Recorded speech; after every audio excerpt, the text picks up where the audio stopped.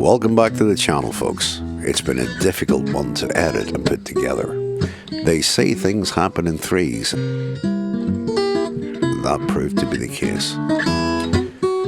A little bit of sensitivity on how to include the important things in the channel without going into too much detail. It's quite the struggle. Now, some of you have asked, where does the name Stormdancer come from? And we're about to cover that. There's quite a story behind it. Meanwhile, Colin Reid has come down to record our soundtrack. It's amazing being here tonight. I've got the wiring finished on the front cabin sufficiently to know what's happening, what we're lighting. The potbelly stove is running a couple of lumps of coal tonight as well with the chopped timber. It's toasty, it's warm, it's cozy, and it's lashing out of the heavens outside. I know a lot of you are curious as to, you're not doing a lot of sailing, George. What's the story? Well, I've no need to go sailing for the sake of sailing when you've done enough. It's the places outside change, but it's still about being on board your boat. And it's the only thing you're changing is the view. So getting everything the way I wanted it on board here, so on a night like this, where it's pouring out of the heavens, the wind is whistling past, and the boat it's comfortable, it's toasty warm, it's self-powered, self-heated, and just a blissful place to be. Now, folks, Mother's Day, traditionally, in my family, that was known as After Eight's Day. My old mum has passed away 2 years in May after a 10-year battle with Alzheimer's. She fought to the end.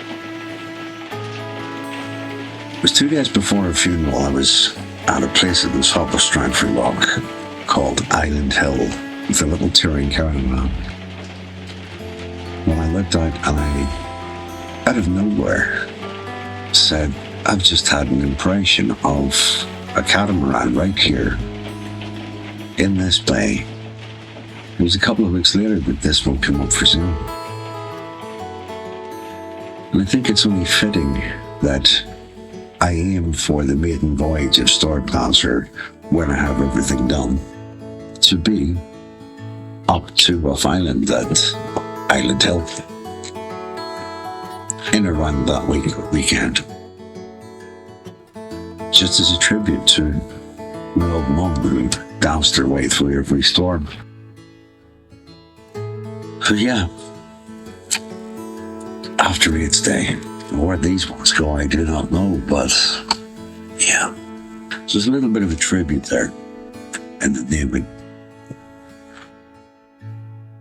So, Colin, the viewers on the Stormdancer channel are bound to be wondering, who on earth is Colin Reid? Now, I know the answer, but they don't. Yes. And if I say renowned international guitarist Colin Reid, well, there's a background to that. How long have you been playing? Over 40 years. About 20 years ago, I might have been slightly more well-renowned than I am now, but I've been having a blast in the intervening years. So, yeah, about 20 years ago, I was a hot boy on the acoustic guitar scene and travelling all over the world and having the crack. Not nearly enough crack, I have to say. And one of your greatest crimes to humanity is, way back then, was you're the guy that taught me to play. Haven't finished yet. Yeah. Lesson 2 coming up, man. And you always make me feel like chopping my hands off, but across the years, you were the only person that managed to hammer some of it into my head. Anyway, folks, Colin's down with me today on Stormdancer because we wanted our own, soundtracks for the channel. And Colin decided that we could make our own on board.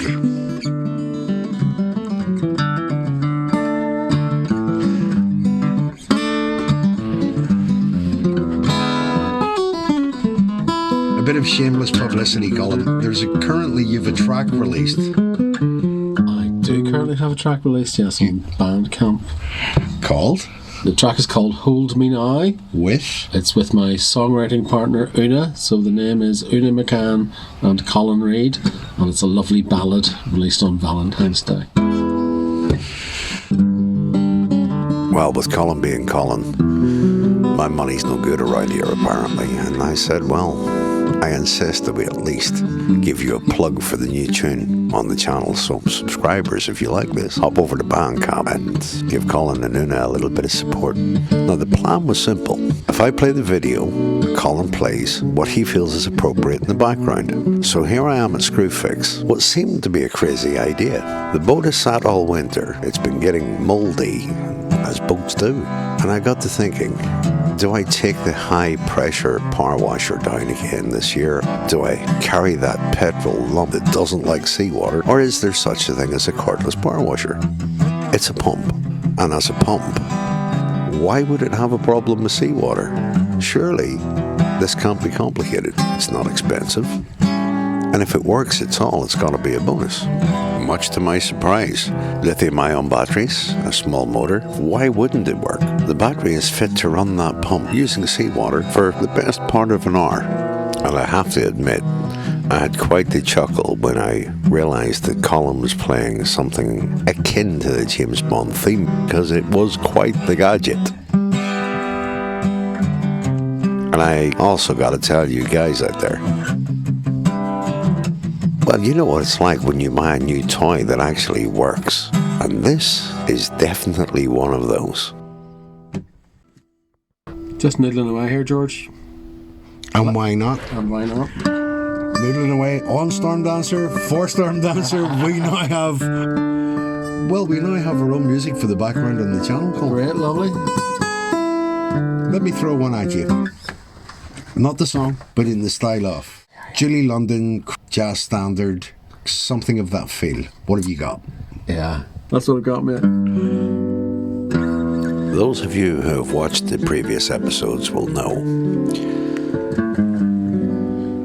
To go sailing to the Med, a beautiful place, beautiful atmosphere, there's a certain ambience, and the privilege of having Colin playing, the atmosphere was chill, so relaxed. And I'm sharing this with you now because the countdown begins as to where everything goes crazy for the rest of the month.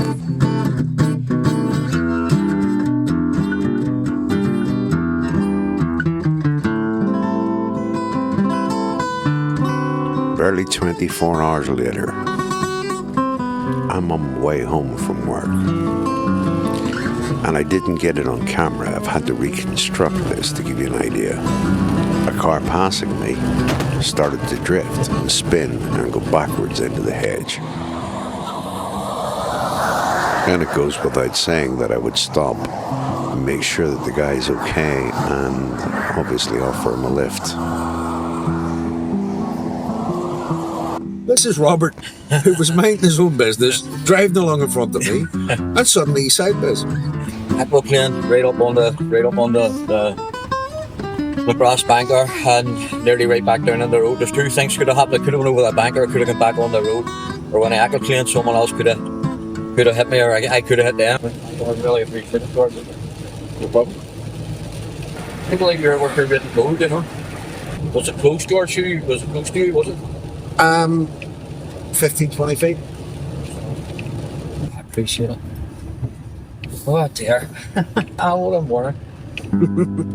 The curious thing about having a channel full of grumpy old men is, I know, like myself, you all would just take that in your stride.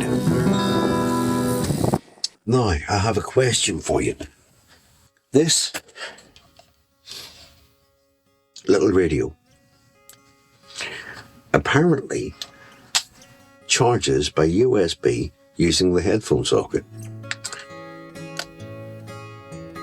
And it doesn't seem to. When I plug it into the USB, there is absolutely no indication of it charging.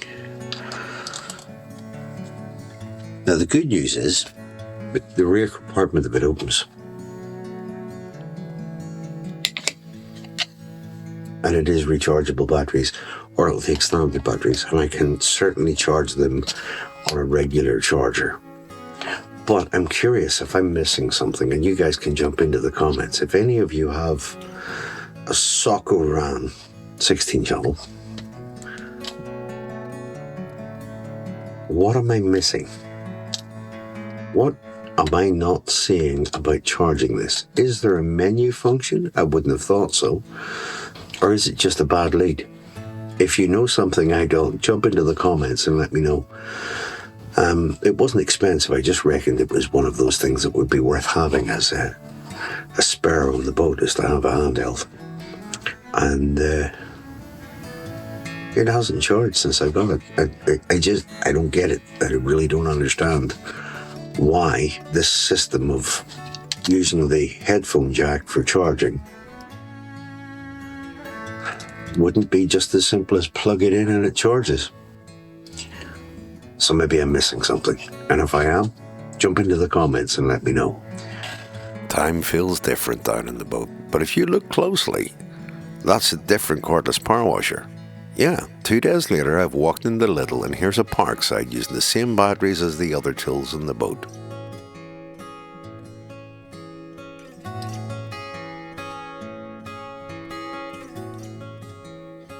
Not convinced of the quality. When the switch in this thing breaks 2 minutes after install. So, what I've discovered is that this particular brand, which is off Amazon, or Downlight,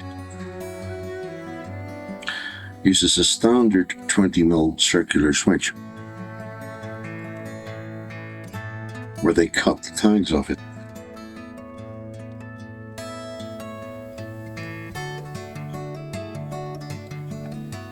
Then they solder straight to it, which in many ways just does away with all mechanical screw. Fortunately, I'm using 20mm circular switches with LEDs. Life moves at a different pace on board. Waking up of a morning as the sun rises, peace and quiet, coming out with the power washer, doing a little bit. Now the last thing that's on my mind is the universe trying to give me a nudge, a wake-up call with an accident that, in hindsight, with heavy 40-footers on the road and a lot of standing water, but like yourselves, it's just a crash, we're grand. But the universe wasn't done.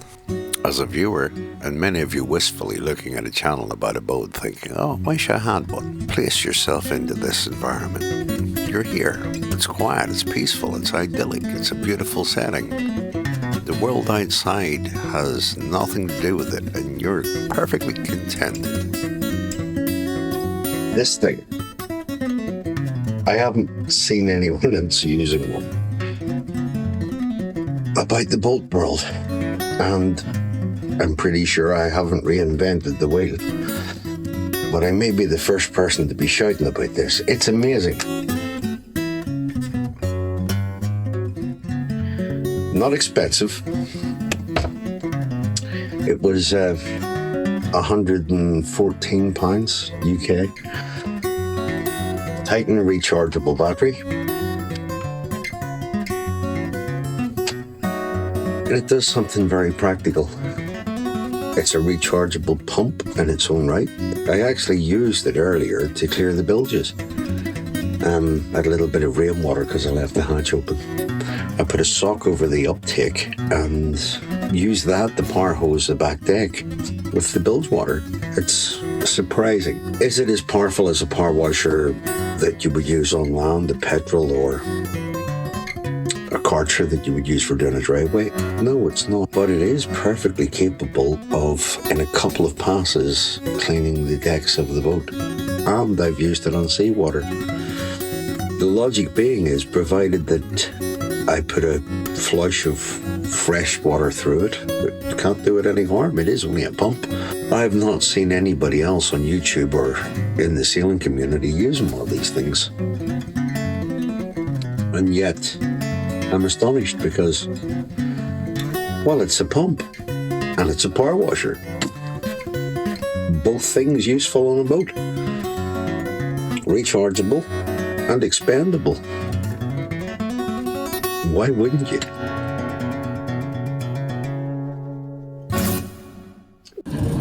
I just had that phone call. One that no grumpy old man ever wants to receive. Phone call, is that George? Your son's in hospital. Then it turns out it's not my son. Chris ended up having to phone an ambulance. So for the YouTube algorithm, read between the lines here, he got his dosage wrong of medication that he's on. Then he realised it. Got here just as Chris is arriving. This young man's father has been nothing but supportive to me, helping me to get off the drink. Were you getting symptoms? Or what symptoms were you getting? So, doctor, basically what happened today, Well, you've been wondering, I'm sure, why there hasn't been a video that's been put up. What I didn't expect is one of my oldest friends pass away. There's a year between us, and he's gone. On top of that, young Christopher that was in the last video, that was a long, stressful experience. Although today he's in Heraklion, on holiday, stone cold sober, and having a great time. it's from the help of George and Cameron, absolutely. Look at the boat in the background, the sailing boat, look. We try and zoom in, just here. Thank you. When we watch the like of Sailing Parley, and Colin McRae comments that 20 years from now, it's the things you wish you had done. This is the 20 years on where you look back and think, life is short. And between work and time off to get down here and do a bit, it has been heavy going. But we're back on track. It's inspired me to get on with it.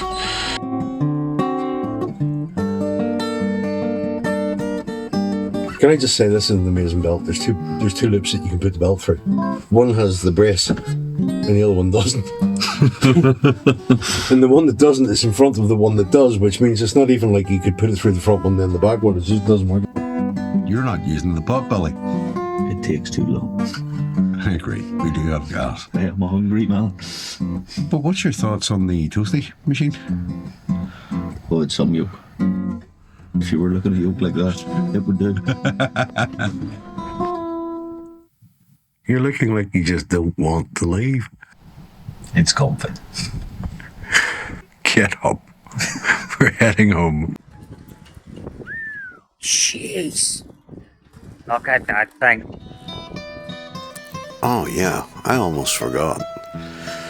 While the channel is open obviously to the public and the viewers and the subscribers, there are a few people out there that are friends and family who watch the channel. And for the small minority that are actually concerned about Chris, no, he's off it. He's off it for good. That mission's been accomplished. Live the dream starts with realizing it's not living the dream one nightmare at a time. Chris's end goal is he would like to live out there. He's off on his own, sink or swim, entirely sober, and he's down in the marina, realizing that a small boat is able to get you from A to B on the water, and the water goes all the way around the world. Somehow, it's starting to register with him that this is possible. And he's boots on the ground, a man on a mission, checking out the marinas out there in Crete. And if you remember from previous episodes, part of the Stormdancer goal is to sail from Stratford down the French canals and out to there.